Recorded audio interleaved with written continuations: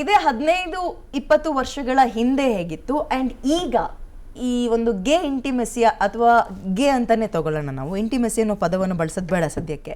So ಇನ್ನೂ ಕೂಡ ಅವ್ರನ್ನ ನಾವು ಸಹಜವಾಗಿ ನೋಡೋಕೆ ಆಗ್ತಾ ಇಲ್ಲ ನಮ್ಮ ಸಮಾಜದಲ್ಲಿ. ಇನ್ನೂ ಕೂಡ ಅಂದರೆ ಮುಜುಗರದಲ್ಲೇ ನೋಡೋದು, ಆ್ಯಂಡ್ ನಾವು ನೋಡೋದು ಹೋಗ್ಲಿ, ಅವ್ರು ಹೇಳ್ಕೊಳ್ಳೋಕ್ಕೂ ಕೂಡ ಇನ್ನೂ ಹಿಂದೆ ಮುಂದೆ ನೋಡುವ ಪರಿಸ್ಥಿತಿಯೆಲ್ಲ ಇದೆ. ಬದಲಾಗಬೇಕಾಗಿರೋದು ಎಲ್ಲಿಂದ, ಎಷ್ಟು ಪ್ರಮಾಣದಲ್ಲಿ ಬದಲಾಗಿದೆ ಅಂತ ನಿಮ್ಗೆ ಅನ್ಸುತ್ತೆ? ಬದಲಾವಣೆ ಮಾಡಬೇಕಾಗಿರೋದು ಹೇಗೆ? ಸರ್ಕಾರದ ಪಾತ್ರ ಏನು ಇದರಲ್ಲಿ? ಒಂದು ಸರ್ಕಾರದವರು HIV ವಿಷಯದಲ್ಲಿ ತುಂಬ ಕೆಲಸ ಮಾಡಿದ್ದಾರೆ.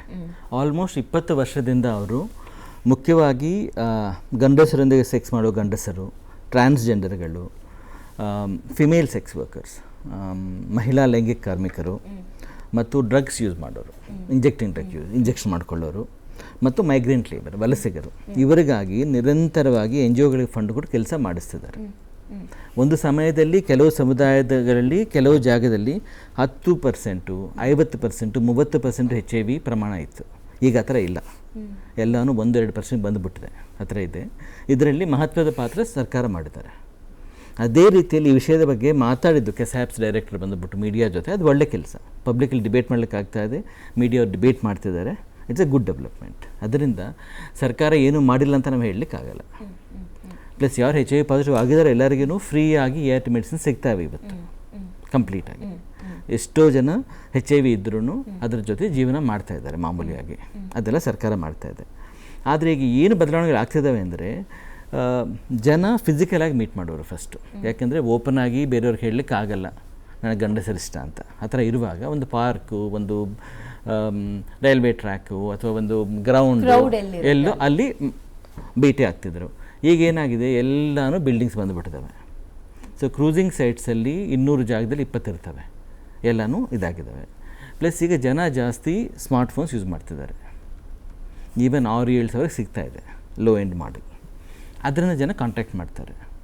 ಪ್ಲಸ್ ಈ ಡೇಟಿಂಗ್ ಆ್ಯಪ್ಸ್ ಏನಿದಾವೆ ಅದನ್ನು ಸಲಿಂಗಕಾಮಿಗಳು, ದುಲಿಂಗಕಾಮಿಗಳು ಒಂದು ವರ ಅಂತ ನೋಡ್ತಾರೆ. It is giving an opportunity to meet each other. ಬೇರೆ ಜಾಗ ಇರಲಿಲ್ಲ. ಓಕೆ, ಆದರೆ ಸಮಸ್ಯೆ ಏನಿರ್ಬೋದು ಅಂದರೆ, ನಮ್ಮ ಕಾರ್ಯಕ್ರಮಗಳೇನಿದ್ದಾವೆ HIV ತಡೆಗಟ್ಟಲಿಕ್ಕೆ, ಅದು 15 ವರ್ಷದ ಹಿಂದೆ ಏನಿತ್ತು ಅದಕ್ಕೆ ಟಾರ್ಗೆಟ್ ಮಾಡಿರ್ಬೋದು. ಇವತ್ತು ಡೇಟಿಂಗ್ ಆ್ಯಪ್ಸಲ್ಲಿರ್ಬೋದು, ನಮ್ಮ ಫೇಸ್ಬುಕ್ ಆಗಿರ್ಬೋದು, X ಆಗಿರ್ಬೋದು ಅಥವಾ ಇನ್ಸ್ಟಾಗ್ರಾಮ್ ಆಗಿರ್ಬೋದು, ಅಲ್ಲಿ HIV ಬಗ್ಗೆ ಯಾವ ಅವೇರ್ನೆಸ್ ಮೆಸೇಜಸ್ ಇಲ್ಲ.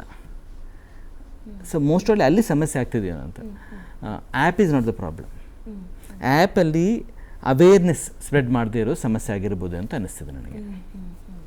ಓಕೆ, ಈ ಅವೇರ್ನೆಸ್ ಬಗ್ಗೆ ನಾನು ನಿಮ್ಮ ಹತ್ರ ಪ್ರಶ್ನೆ ಮಾಡ್ತೀನಿ ಸರ್. ಹೌದು, ನಮ್ಮಲ್ಲಿ ಕ್ವಾಲಿಫೈಡ್ ಟೀಚರ್ಸ್ಗಳು ಪ್ರೈವೇಟ್ ಸ್ಕೂಲಲ್ಲೂ ಸಿಗ್ತಾ ಇಲ್ಲ, ಗೌರ್ಮೆಂಟ್ ಸ್ಕೂಲ್ಗಳಲ್ಲೂ ಸಿಗ್ತಾ ಇಲ್ಲ. ಆ್ಯಂಡ್ ಎಸ್, ನಾನು ಆರ್ಥೋಡಾಕ್ಸ್ ಫ್ಯಾಮಿಲಿ ಬಗ್ಗೆ ಮಾತಾಡಿದ್ನಲ್ಲ, ಆವಾಗ ಒಂದು ಕುತೂಹಲ ಇತ್ತು, ಏನಾಗುತ್ತೋ ಏನೋ, ಒಂದು ನೋಡೋಣ, ಒಂದು ಪ್ರಯತ್ನ ಪಡೋಣ ಅಂತ. ಬಟ್ ಈಗ ಎಲ್ಲವೂ ಗೊತ್ತಾಗ್ತಾ ಇದೆಯಲ್ಲ ಸರ್, ಹಿಂಗಾದ್ರೆ ಏನು ಡಿಸ್ಅಡ್ವಾಂಟೇಜ್ ಏನೋ ಅಂತ ಗೊತ್ತಿದ್ದು ಕೂಡ ಯುವಕರು ಇಂಥ ದಾರಿ ತಪ್ತಾ ಇದ್ದಾರೆ, ಈ ಕೆಲಸಗಳಾಗ್ತಾ ಇದೆ ಅಂದಾಗ ಏನು ಹೇಳ್ತೀರಿ ನೀವು? ಅಲ್ಲಿ ಭಯ ಕಡಿಮೆ ಆಗಿದೆ ಅಷ್ಟೇ. ಎಲ್ಲೋ ಒಂದು ಕಡೆ ನಾವು ಸರ್ಕಾರ ಎಲ್ಲ ಒಳ್ಳೇದು ಮಾಡಿ HIV ಇನ್ನೂ ಜಾಸ್ತಿ ದಿನ ಬದುಕಂಗೆ ಮಾಡಿದೀವಲ್ಲ, ಅದೇ ಅವ್ರಿಗೆ ಹೊರ ಆಗ್ಬಿಟ್ಟಿದೆ. ಏನಾಗಲ್ಲ, HIV ಬಂದರೂ ಏನಾಗಲ್ಲ ಬಿಡು. ಆ ರೀತಿ ಅವ್ರಿಗೆ ಎಲ್ಲೋ ಒಂದು ಕಡೆ ಮಿಸ್ಕನ್ಸೆಪ್ಷನ್ಗೆ ಹೋಗ್ಬಿಟ್ಟು. ಬಟ್ ಇನ್ಫೆಕ್ಟೆಡ್ ಅಂತ ಗೊತ್ತಿದ್ದು ಮತ್ತೊಬ್ಬರ ಸಂಪರ್ಕ ಬೆಳೆಸಿ ಜೀವನ ಮಾಡೋದು, ಹಾಳು ಮಾಡೋದು, ಅದು ತುಂಬ ದೊಡ್ಡ ದುರಂತ ಅಲ್ವಾ? ಎಷ್ಟೋ ಜನ, ಅದು ಹೆಣ್ಮಕ್ಳಾಗ್ಲಿ ಮತ್ತೊಬ್ಬರಾಗ್ಲಿ, ಎಷ್ಟು ಜನ ಗೊತ್ತೇ ಇಲ್ಲ ಇನ್ಫೆಕ್ಟ್ ಆಗಿದ್ದಾರೆ ಅಂತ. They not gone for A blood test. Blood test ಮಾಡದೆ HIV ನಮಗಿದೆ ಅಂತ ಗೊತ್ತಿಲ್ಲ. ನಮ್ಮ ದೇಶದಲ್ಲಿ ಆಲ್ಮೋಸ್ಟ್ ಕೆಲವು ಲಕ್ಷ ಜನರಿಗೆ ಗೊತ್ತೇ ಇಲ್ಲ ಅವ್ರು HIV ಪಾಸಿಟಿವ್ ಆಗಿದೆ. ಇದ್ರ ಬಗ್ಗೆ ನಾನು ಮಾತಾಡಬೇಕು. ರೋಗ ಲಕ್ಷಣಗಳು ಶುರುವಾಗೋದು ಯಾವಾಗಿಂದ? ಅದು 4 ಸ್ಟೇಜಸಲ್ಲಿ ಹೋಗುತ್ತೆ HIV ಇನ್ಫೆಕ್ಷನ್ನು. ಸ್ಟೇಜ್ 0 ಇಂದ ಹಿಡಿದು ಸ್ಟೇಜ್ 4ವರೆಗೂ. ಸೊ ಸ್ಟೇಜ್ 0 ಮತ್ತು ಸ್ಟೇಜ್ 1ನಲ್ಲಿ ಪೇಷಂಟ್ ಆಬ್ಸಲ್ಯೂಟ್ಲಿ ನಾರ್ಮಲ್ ಇರ್ತಾರೆ. So this will take years, 10 ವರ್ಷ ಆಗ್ಬೋದು, 15 ವರ್ಷ ಆಗ್ಬೋದು. ಈ ಟೈಮಲ್ಲಿ ಪೇಷಂಟು ಇನ್ಫೆಕ್ಟ್ ಮಾಡೋ ಕೆಪಾಸಿಟಿ ಇರುತ್ತೆ, ಬಟ್ ಅವ್ರಿಗೆ ಸಿಂಪ್ಟಮ್ಸ್ ಇರಲ್ಲ. ಸ್ಟೇಜ್ 0 ಮತ್ತು ಸ್ಟೇಜ್ 1ನಲ್ಲಿ. ಸೊ ಈ ಸ್ಟೇಜಲ್ಲೇ ನಾವು ಜಾಸ್ತಿ ಸ್ಪ್ರೆಡ್ ಆಗೋದು ಎಲ್ಲ ನೋಡ್ತಾ ಇದ್ದೀವಿ. ನೀವು ಇವಾಗ USA ಅಲ್ಲಿ ನೋಡಿದ್ರೆ, ಅಲ್ಲಿ CDC ಗೈಡ್ಲೈನ್ಸ್ ಪ್ರಕಾರ ಏನಿದೆ ಅಂದರೆ, ಎಲ್ಲ citizens based on age group 13 to 64 ಎಲ್ಲರೂ HIV ಟೆಸ್ಟ್ ಮಾಡಿಸ್ಲೇಬೇಕು USA ಅಲ್ಲಿ. ನಮ್ಮ ಕಂಟ್ರಿಲಿ ಹೇಗಿದೆ ಅಂದರೆ, ಮೋಸ್ಟ್ ಆಫ್ ದ ಟೈಮ್ ನಾವು ಇನ್ಸಿಡೆಂಟಲ್ಲಿ ಕಂಡುಹಿಡಿತೀವಿ. ಇವಾಗ ಯಾವುದಾದ್ರು ಸರ್ಜರಿಗೆ ಹೋದ್ರು ಅಥವಾ ಬ್ಲಡ್ ಡೊನೇಷನ್ ಮಾಡಿದ್ರು, ಆವಾಗ ಇನ್ಸಿಡೆಂಟಲ್ ಆಗಿ ಗೊತ್ತಾಗ್ತಾ ಇದೆ ತುಂಬ ಜನಕ್ಕೆ. ಗೊತ್ತಾದ್ಮೇಲೆ ಅದನ್ನು ಅವರು ಮುಚ್ಚಿಡೋದಕ್ಕೆ ಪ್ರಯತ್ನ ಪಡ್ತಾರೆ, ಇಲ್ಲ ಅಂದರೆ ಅದನ್ನು ಸೀಕ್ರೆಟ್ ಆಗಿ ಟ್ರೀಟ್ಮೆಂಟ್ ತಗೊಳ್ಳೋದಕ್ಕೆ ಪ್ರಯತ್ನ ಪಡ್ತಾರೆ, ಅದೆಲ್ಲ ಸ್ಟಿಗ್ಮಾಟಾ ಎಲ್ಲ ಇರುತ್ತೆ. ಇದ್ರ ಟೆಸ್ಟ್ ರಿಪೋರ್ಟ್ ಎಲ್ಲ ಫ್ರಾಕ್ಷನ್ ಆಫ್ ಸೆಕೆಂಡ್ ಅಲ್ಲಿ ಸಿಗುತ್ತೆ ಸರ್ ಈಗ HIV ಬೇಗ ಬರುತ್ತೆ. ಯಾಕಂದ್ರೆ ಈಗ ಬ್ಲಡ್ ಡೊನೇಷನ್ ಅದೊಂಥರ ಫ್ಯಾಷನ್ ಕೂಡ ಆಗಿದೆ. Before we draw the blood test ಮೇಲೆ ಗೊತ್ತಾಗ್ಬಿಡುತ್ತೆ, ಫ್ರಾಕ್ಷನ್ ಆಫ್ ಸೆಕೆಂಡ್ ರಿಪೋರ್ಟ್ ಸಿಗ್ಬಿಡುತ್ತೆ ನಮಗೆ. ಕಾರ್ಡ್ ಟೆಸ್ಟ್ ಇದೆ ಇವಾಗ, 4th ಜನರೇಷನ್ ಟೆಸ್ಟ್ ಬಂದಿದೆ, ವೆರಿ ಕ್ವಿಕ್ ಆಗಿ ಬರುತ್ತೆ ಮತ್ತೆ ತುಂಬಾ ಎಫೆಕ್ಟಿವ್ ಇದೆ. You don't need confirmatory test also. So ಅದರಿಂದ ನಾವು ಬೇಗ ಕಂಡುಹಿಡಿಬಹುದು HIV ನ. ತುಂಬಾ ಪಾಸಿಟಿವ್ ಆಗಿ ಹೈಯೆಸ್ಟ್ ಪಾಸಿಟಿವ್ ಪ್ರೆಡಿಕ್ಟಿವ್ ವ್ಯಾಲ್ಯೂ ಅಂತೀವಿ, ಅದ್ರಲ್ಲಿ ಕಂಡಿಡಿದು we can brand them HIV, PL-HIV ಅಂತ ಕರಿತೀವಿ. So PL people living with HIV.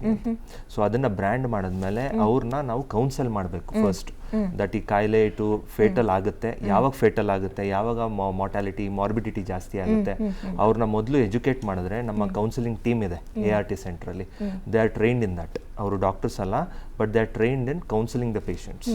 ಆಮೇಲೆ ಅವ್ರದ್ದೇನಾದ್ರು ಮೆಡಿಕಲ್ ಇಶ್ಯೂಸ್ ಬಂದರೆ ಆಮೇಲೆ ನನ್ನ ಹತ್ರ ಫಾರ್ವರ್ಡ್ ಮಾಡ್ತಾರೆ. ಸೊ ಆ್ಯಸ್ ಅ ಡಾಕ್ಟರ್ ನಾನು ಅವ್ರನ್ನ ಟ್ರೀಟ್ ಮಾಡ್ತೀನಿ. ಸೊ ಈ ಥರ ಒಂದು ಪ್ರೊಸೀಜರ್ನ ನಾವು ಎಲ್ಲ ART ಸೆಂಟರಲ್ಲೂ ಅಳವಡಿಸ್ಕೊಂಡಿದ್ದೀವಿ. ಸೊ ಇದರಿಂದ ಪೇಷಂಟ್ಗೆ ಮೊದಲು ಎಜುಕೇಷನ್ ಸಿಗುತ್ತೆ, ಎಜುಕೇಷನ್ ಅವೇರ್ನೆಸ್. ಸೊ ಇದೆರಡೂ ಇದ್ದರೆ they will be confident. So confident ಅಂದರೆ ಅವರು ಎಲ್ಲರ ಮುಂದೆನೂ ಕ್ರೌಡಲ್ಲಿ ಬಂದು ಹೇಳ್ಕೊಳ್ಳೋ ಅಷ್ಟು ಕಾನ್ಫಿಡೆಂಟ್ ಇಲ್ಲದೆ ಇದ್ರು at least they will be in the position, ಅವರು ನಾನು ಕಾಯಿಲೆನ ಕಂಟ್ರೋಲ್ ತರ್ಬೋದು, ನಾನು ನಾರ್ಮಲ್ ಲೈಫ್ನ ಬಾಳ್ಬೋದು, ನನ್ನ ಫ್ಯಾಮಿಲಿಗೆ ಪ್ರೊವೈಡ್ ಮಾಡ್ಬೋದು ಅನ್ನೋ ಒಂದು ಮನಸ್ಸು ಅವ್ರಿಗೆ ಬಂದ್ಬಿಟ್ರೆ ಈ ವಿಲ್ ಟಿಲ್ ಡೆತ್ ಅವ್ರು ಬಂದು ಮಾತ್ರೆಗಳನ್ನ ತಗೊಂಡು ಚೆಕಪ್ ಅಲ್ಲಿ ಇರ್ತಾರೆ. ಗೊನೋರಿಯಾ, ಸಿಫಿಲಿಸು, LGV ಇಮಿಡಿಯೇಟ್ಲಿ ನೆಕ್ಸ್ಟ್ ಡೇನೆ ಅವ್ರಿಗೆ ಗೊತ್ತಾಗ್ತಿತ್ತು. ಟೀನೇಜ್ ಕೂತು ಏನೋ ಸಿಂಪ್ಟಮ್. ಅನ್ಫಾರ್ಚುನೇಟ್ಲಿ ಇವನು ಅನ್ಎಕ್ಸ್ಪೆಕ್ಟೆಡ್ ಸೆಕ್ಸ್ ಮಾಡಿರ್ತಾನೆ, ಏನು ಗೊತ್ತಾಗಲ್ಲ, ಏನೋ ಸ್ವಲ್ಪ ಚಳಿ ಬಂದಂಗೆ ಆಗುತ್ತೆ, ಜ್ವರ, ಮೈಲ್ಡ್ ಸಿಂಪ್ಟಮ್ಸ್ ಇರುತ್ತೆ, ಒಂದು ಪ್ಯಾರಾಸಿಟಮಾಲ್ ತಗೋತಾನೆ ನಿಂತೋಗ್ಬಿಡುತ್ತೆ, ಅವ್ನು ಬ್ಲಡ್ ಟೆಸ್ಟ್ ಮಾಡಿಸ್ಕೊಳ್ಳಲ್ಲ. ಯಾವಾಗೋ ಏನೋ ಮಾಡಿದಾಗ ಅವ್ರು ಹೇಳ್ದಂಗೆ ಬೇರೆ ಮಾಡಿದಾಗ ಇವನಿಗೆ HIV ಇದೆ ಅಂತ ಅಲ್ಲಿವರೆಗೂ ಅವ್ರು ಮಾಡಿಸ್ಕೊಳ್ಳೋದೇ ಇಲ್ಲ.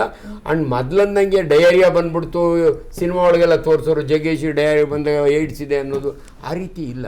ಅನ್ಫಾರ್ಚುನೇಟ್ಲಿ ಇದರಿಂದ ಡಿಲೇ. ಅವ್ರು ಹೇಳ್ದಂಗೆ ಇಟ್ ಶುಡ್ ಬಿ ಮ್ಯಾಂಡೇಟ್ರಿ. ಮೊದಲೆಲ್ಲ ಅವ್ರ ಪರ್ಮಿಷನ್ ಇಲ್ದ್ರೆ ನಾವು ಮಾಡಂಗಿರಲ್ಲ ಮೆಡಿಕಲ್ ಕಾಲೇಜ್ನಲ್ಲಿ, ಈಗ ಅದು ಹೋಗಿದೆ.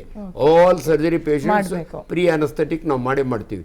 ಬಟ್ ಪ್ರತಿಯೊಬ್ಬರಿಗೂ ಇದು ಮಾಡೋದು ಒಳ್ಳೇದು ಅಂತ ಒಂದು ರೂಲ್ ಬಂದಾಗ ಡೆಫಿನೆಟ್ಲಿ ಗೊತ್ತಾಗುತ್ತೆ. ಈಗ ನೀವೆಲ್ಲ ಡಾಕ್ಟರ್ಗಳು ಹೇಳ್ತೀರಿ 35 ವರ್ಷ ದಾಟ್ತಾ ಇದೆ ಅಂದ್ರೆ ಪ್ರತಿ ಎಷ್ಟು ತಿಂಗಳಿಗೆ ಒಂದ್ಸಲ ಬಂದು BP ಮತ್ತೆ ಡಯಾಬಿಟಿಸ್ ಬಂದಿದ್ಯಾ ಅಂತ ಚೆಕ್ ಮಾಡಿಸ್ಕೊಂಡು ಹೋಗುವಂತ.